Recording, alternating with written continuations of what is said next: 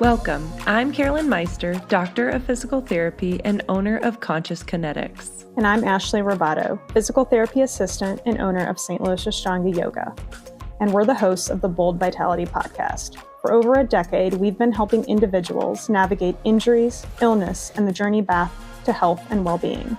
Along the way, we discovered that consciousness was essential to healthcare. Ashley, I'm really excited to start this podcast with you. I'm Carolyn, this is Ashley, and this is Bold Vitality, where we get to talk about conscious healthcare. I would love just to start with you explaining how you came up with kind of this concept of conscious healthcare, kind of where you were and where we are now. Yeah. So I guess we'll start with like how I started in healthcare, and I became a physical therapist assistant in 2011. And I was working clinically, outpatient, physical therapy, very like athletic population, a lot of student athletes. I was into sports and just liked working out and swimming and running and all that kind of good stuff. And probably 2015 or so, I decided I needed a little bit more like balance in my life. I was running a lot, I was cycling, I was swimming, but I felt like I needed some flexibility literally in my life. And so I signed up for a yoga class, and I was surprised that I actually enjoyed it, because before I'd always been kind of bored by this concept of yoga. And I was like, oh, it's just stretching. That will be very boring. But it wasn't. And it was challenging in different ways for me. And I got really into it. And it was like the thing I was like waking up in the morning to go do. And I kind of started infusing it a little bit more into my practice, and started, taking some more CEUs, learning how I can help people with like some of these more Eastern ideas and infuse it into this Western medicine, and just help people in a way that it was helping me. Yeah. So I know you were an athlete in high school, in college, collegiately, professionally.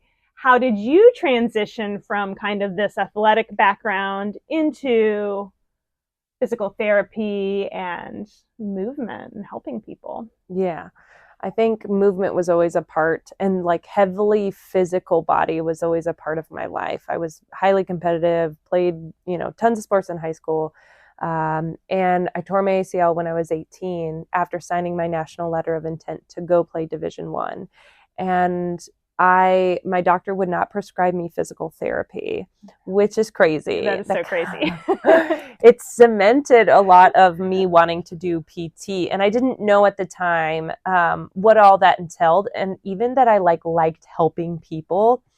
I just thought movement and the body, this sounds great. And I think what broke for me really was like the last couple years, I really started to understand the body differently. And I had always been starting to break with my patients as far as like, I really wanted to get to know them, and I wanted to have a conversation with them. And I was limited in the like insurance-based healthcare, and we can get on that later. But it really got to me in the last couple of years, because I got to have more time with my patients, owning my own business, that I got to really understand it wasn't just the physical. It's been more and way more than that. And something I never learned until I really kind of got out of the healthcare system. Yeah. So traditional healthcare is where we met. Yeah. We were both doing home health, and that's an interesting place to be too, because I feel like it's almost kind of like a bridge, if you will, because you're not like in the clinical environment, you're not in the hospital, you're not in the outpatient clinic, but you're actually seeing someone in like a really intimate environment, like in their home, and you start realizing, people are much more than, their diagnosis that they're coming in and seeing you for. And there's so many aspects that make up someone's health or well-being. And we were in healthcare, home health, during the pandemic. This is true. So it was even harder. I mean, even just the fact that we had to wear those like ridiculous suits and be hot and sweaty going to these people's houses. But like you got to see like people were in multi-generational homes where people were coming in and out and they didn't know certain things. We also had like health literacy problems where people didn't know their own healthcare. So part of our job was getting to just like heavily educate people on very simplistic things in healthcare. So there was a lot to go on with us in healthcare at that time, which was really funny and also cool that I got to meet you during that time, because that was a huge part of me changing a little bit as like, whoa, people are a lot different than what they just come in with. Like there is a lot more here that most people don't even see. Absolutely. Absolutely. I feel like that was really like almost like a crux of my kind of career in a way. And it also made me realize too, though, even doing that and having more freedom and being able to help people in that way, it wasn't enough for me. Totally. I still wanted more, and I still wanted to be able to help people more that were open to these ideas of exploring more than just the diagnosis and looking at the reasons like why, and it just genuine curiosity of like what could be playing a role in this.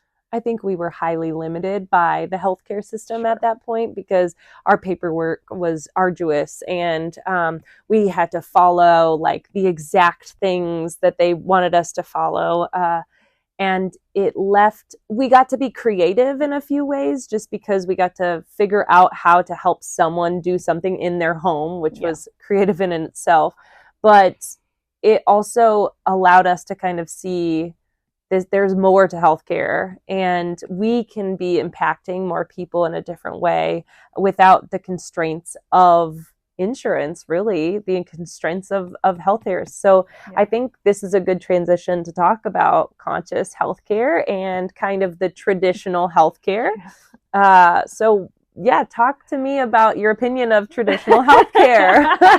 So, I mean, I think besides just totally shitting on traditional healthcare, there is things that it does excel at, and I think traditional healthcare does really good with like acute injury or illness, things like that. It excels at. I think it struggles when we're looking at long-term problems for people preventative health, people with complex medical situations.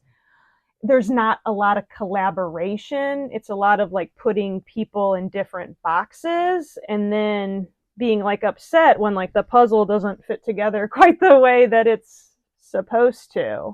And it's also hard for people because if you have back pain, you don't know if it's muscular, you don't know if it's nerve. So you're going to a back specialist, you're going to a neurologist, you're going to a bunch of different people, and one person's telling you something, another person is telling you something, and it's very confusing. And that kind of gets into the issues of healthcare, how it can be highly specialized. The one thing that like we touched on that I really like to call attention to is like none of us as healthcare providers get into this to be a part of the system. And I know a lot of doctors, I know a lot of other healthcare professionals that are tired of the system and want to get out, but we feel completely trapped by it. And then two, like they also don't feel like they have enough connecting time with their patients, and they feel like they do treat their patients like a number, and they absolutely hate it, which leads to huge burnout numbers. Totally. And like I think we saw a lot of people leave healthcare, especially during the pandemic, which you mentioned earlier. That was like an incredibly trying time for people.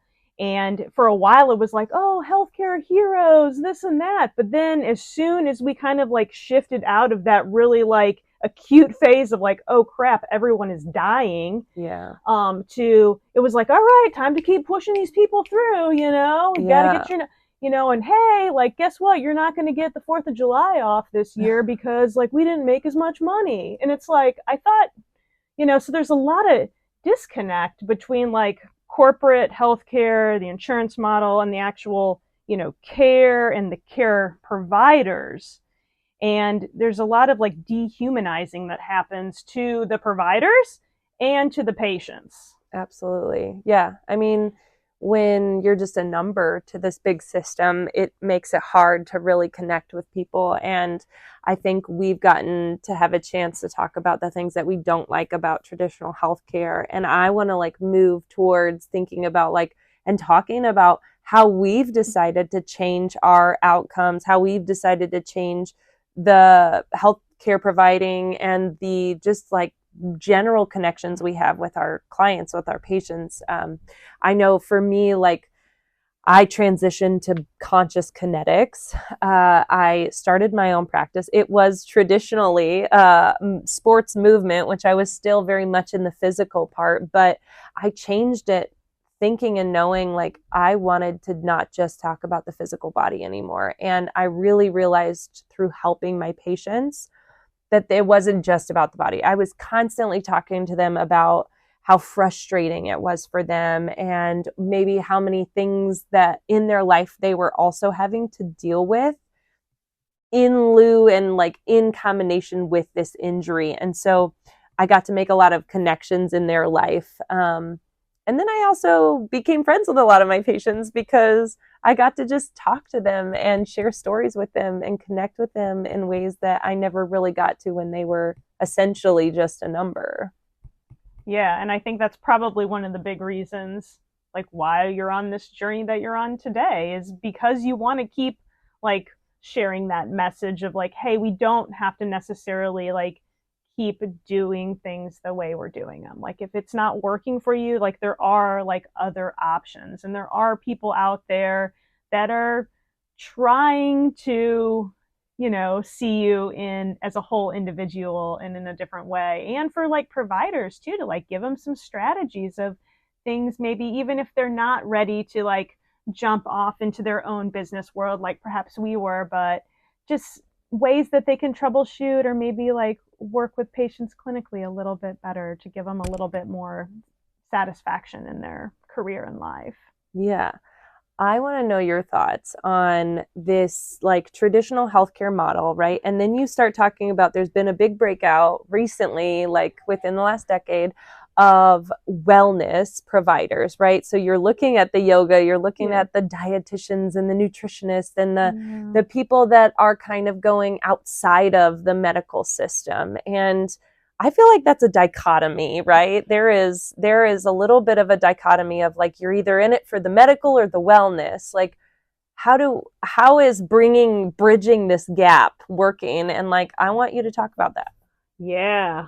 So I feel like I'm riding the wave of trying to bridge this gap because I feel like I'm like straddling a little bit of like both worlds in a way. Because you know my background, you know, I came from a physical therapy background as a PTA, and then I've transitioned into totally, you know, teaching yoga, running my own yoga studio business, and seeing people in that kind of more holistic field. And for me, I mean, I can't really see one without the other. And, you know, because I draw off of the experiences of both of them so much. Like, to say that I am not using like the knowledge that I gained from therapy school and working clinically with people, like as I'm watching people move in the yoga space would be a lie because I am utilizing that. But I'm also utilizing like what I know from like my mind body practices to help people connect to their body in such a way like say we're talking about like something like, you know, knee pain. And we know, or I know, you know, it's more than just like the physical injury, but it's all those things we've talked about, like what's going on in their life, you know, what has happened to them in the past. And really have the space to like put those things together or showcase them honestly to the individual in a way that they can be the authority to take the steps to start making the changes that they need in their life.